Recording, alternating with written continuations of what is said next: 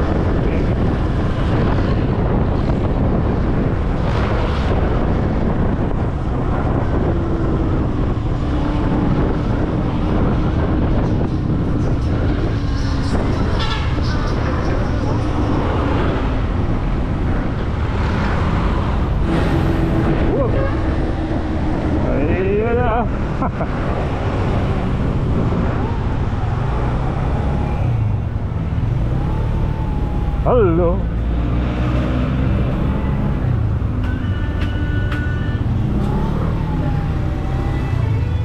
Ay, sitan tayo sa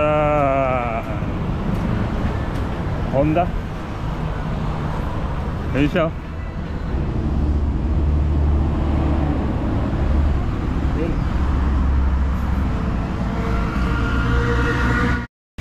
So guys, yan, maya-maya kaunti magkakabayaran na.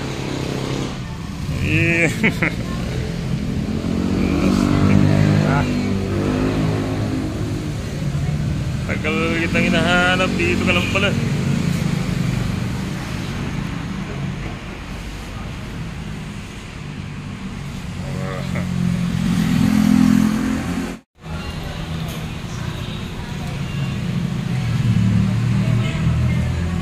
So nandun na yung 100.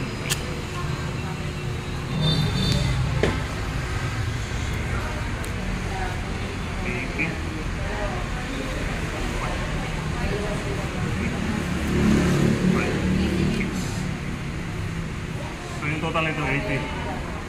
Babasan mo na. Bawasan mo 674, ha? Ha? Bilangin mo yan. Magkano total? Okay.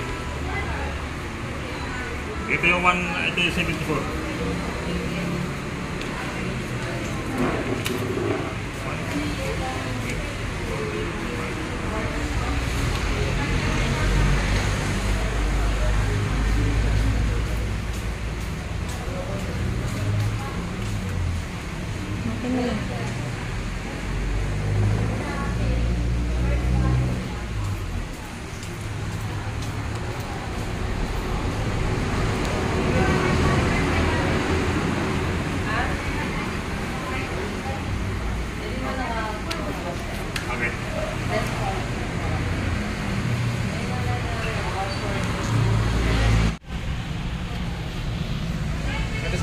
Ah, ito na. Yan, lilinisin na. Yan mga kaibigan, ilalabas na.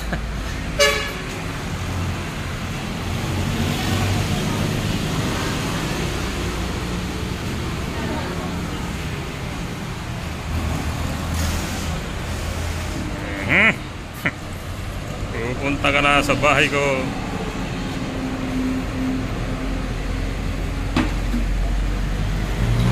Yun. Sabi sir.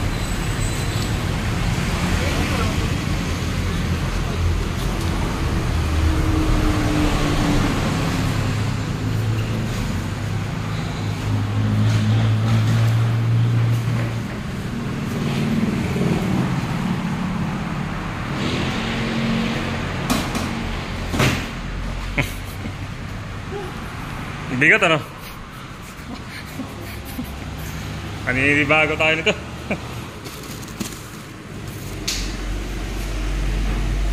Doon parte na sa taas ng Dasma, puro hulugan. Oo. Ang laki na inaabot eh. Ha?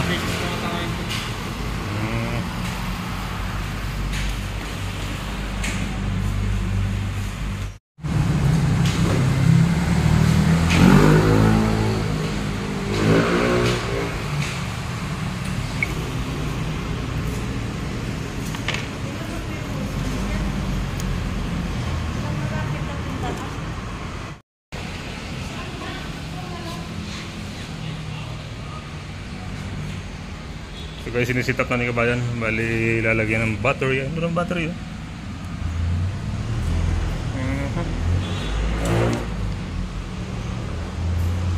Barangay certificate.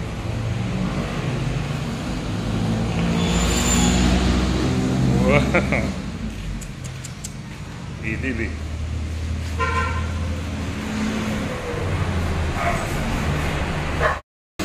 Sir, pa-review nga nito para matutunan din natin. Ano para saan to? Sa panel po. Okay. Hindi ba bubuksan natin? Bubuksan ng susian. Dito.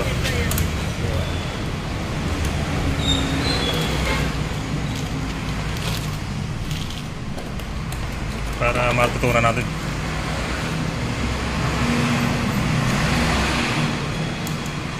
Lock muna natin yung manibela, sir. Pwede nyo i-lock yung manibela both side din.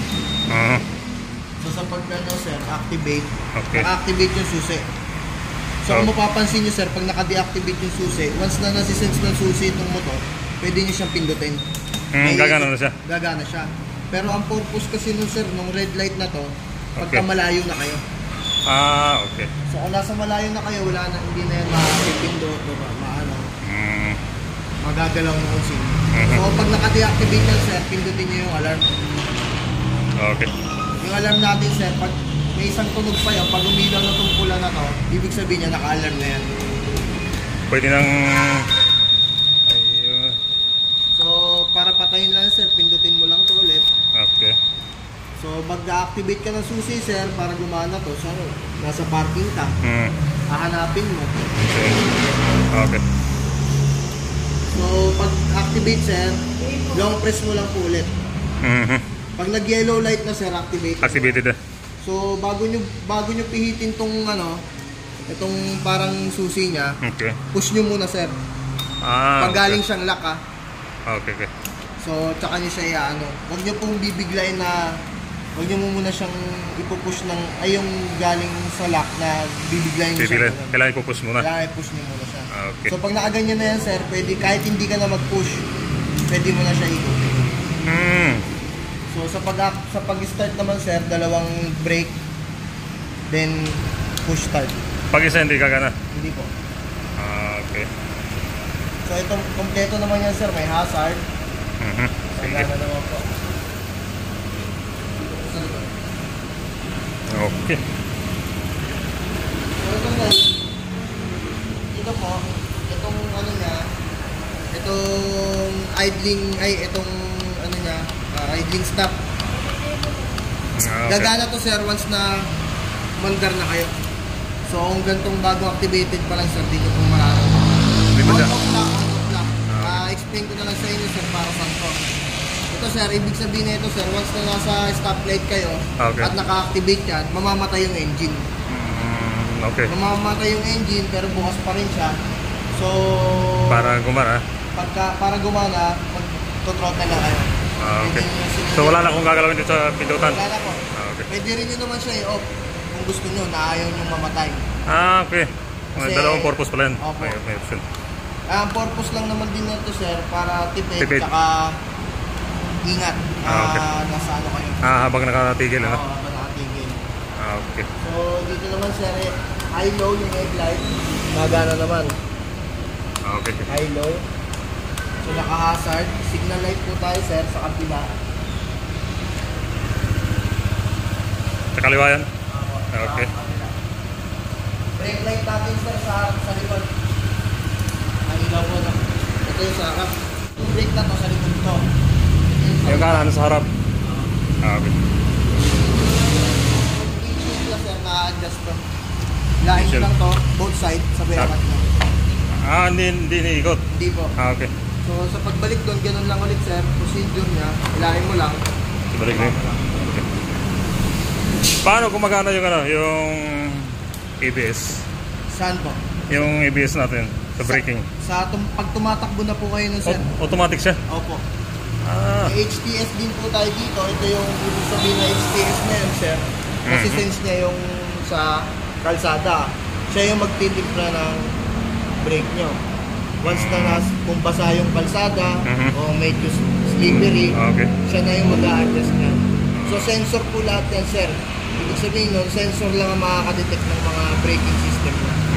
So automatic naman na yun sir. Ito naman to sir, 34. Ito ibig sabihin ng coolant nyo. Temperature. Oo, ito yung coolant nyo. Average consumption sir, yan lang yung kumbaga kinukonsumo mo sa takbo mo. Parehas lang yan sir. Yan, consumption, ganyan din. Ibig sabihin yan, kilometer per liter. Per liter. Opo.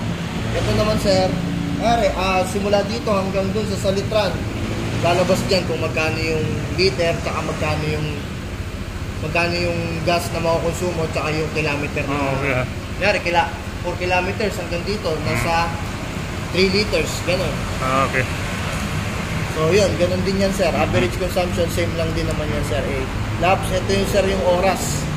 Okay. Kanyari, simula dito hanggang doon, kung ilang oras. Hindi na kailangan i-set Nakaset na po. Nakaset na po siya. Ikaw na. Nag-set na. So, pag-set kasi niyan sir, mekaniko lang talaga.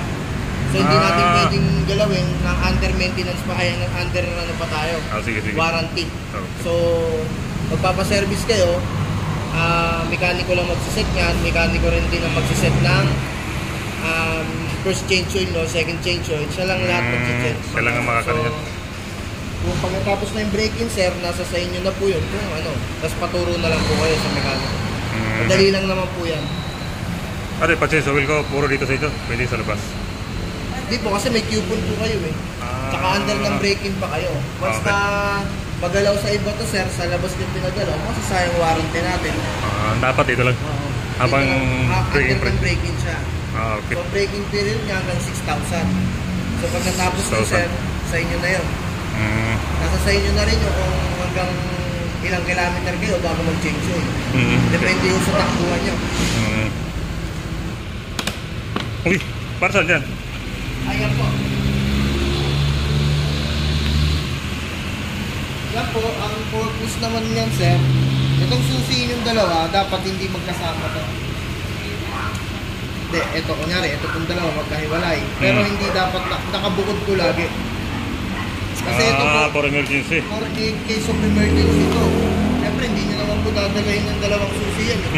Isa lang, paano kung nagmamadali kayo, naiwan mo yung susi sa loob ng motor. Dapat nakahiwalay ito kasi ito po yung pambukas ng upuan. So kung magtataka po kayo, lahat po may ganito. Pero, itong ganito niya, pang ditong motor lang yan. Hindi po yan gumagana sa ibang motor. Okay. Kala ko pwede siya. Hindi po gumagana yan. Ano lang. Tapos may charger port po tayo dito. Okay. Meron pala eh. May charger port po. Malalim po yan. Pwede nyo po ilagay yung cellphone sa loob. Sabay ito sir, yung code. Ingatan nyo lang din po ito. May code dyan? Opo. Ito po yung basihan ng susi. Pag nawala po yung susi, pwede ko kayo magpagawa gamit to. Ito? Opo. Importante pala yan. So may QR code din po dito. Ingatan nyo na lang din po. Ayan po. Sige. Madaling guys. Ibig na susi, push ng alarm. Pag tumunog na po yung isa, naka-alarm na po yan. Ito po yung indication niya para makita nyo naka-alarm na yung pulang ilaw. Yan. Tapos naka-alarm na po yan. Yung volume sir, pwede pa hulakasan niya na. So kayo sir, try nyo sir. Ready to start na yan? Opo, ready to start na siya. Try nyo sir. Kailangan dalawa? Try nyo sir. Hindi, sa pagpatay, patayin nyo muna sir. Yan, sabay siya pa. Yan. Tapos pag mag-ano kayo, ilak nyo yung ibela sir, tulak nyo muna. Tulak, tapos pag Yan, nakalak na yan sir. Sabay, i-activate mo susi. Alarm. Ayan. Nakalag na yan. Tapos pag-aling sa lag, push mo lang. Ako, i-activate mo na to. Okay, sabay i-hit mo na po sir. Ayan. Tapos, open na sir. Pagka nakagaling sa lag, hindi mo na kailangan yung push mo. Oo. Pagka na. Pagkagaling lang sa lock. Kaya yan, nakapatay. Paggaling lang sa lock, push mo muna. Sabay, yan. Ibig sabihin yan, hindi na nakalock. Sit and fuel, ito yung pinaka-on. Ayun, pagka. Get, di lang sir.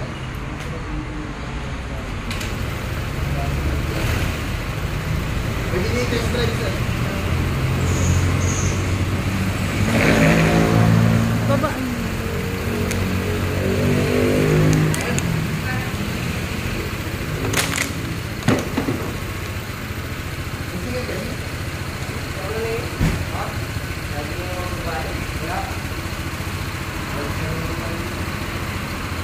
Pero para baba mo na.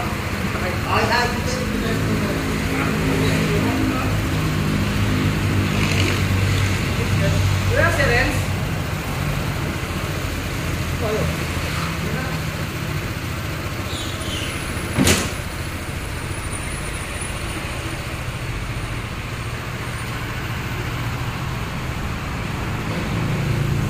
Ay, ito pa pala sir.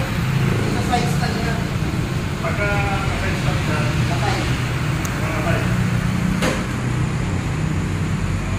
Baka po sa lupa ka eh. Baka may stand. Stand din ang stand. Siguro.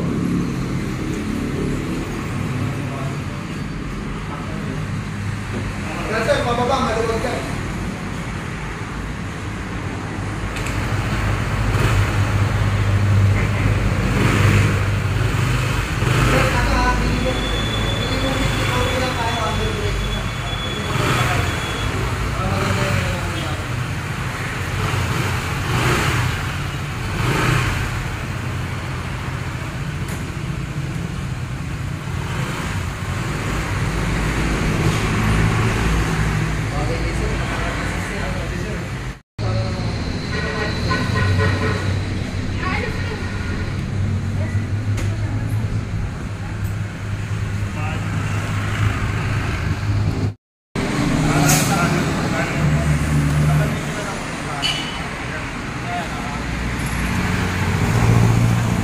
Pero kailangan pinutin mo rin yung mga... Hindi na.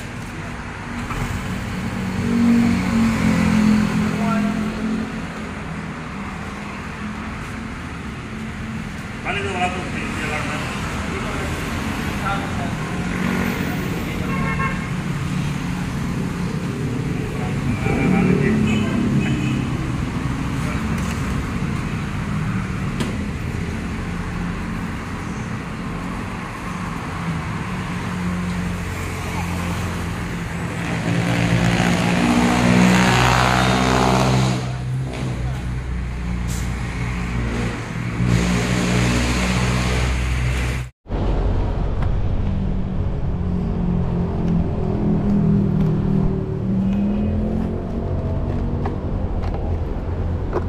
Guys, pauwi na kami. Ako lang mauna para sundan ako ni Mrs. Hindi tayo sa Honda. Yan.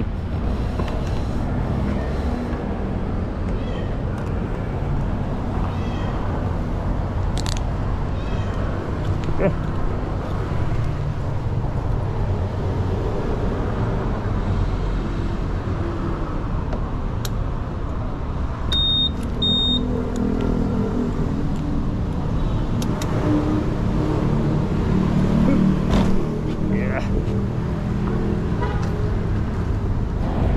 Let's go.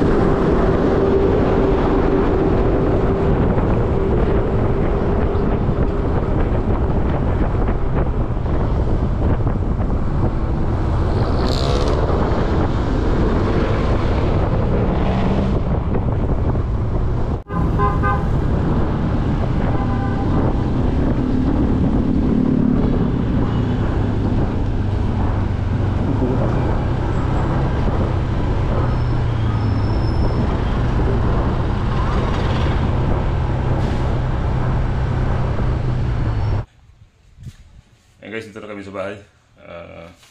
Naiuwi na namin. Yan.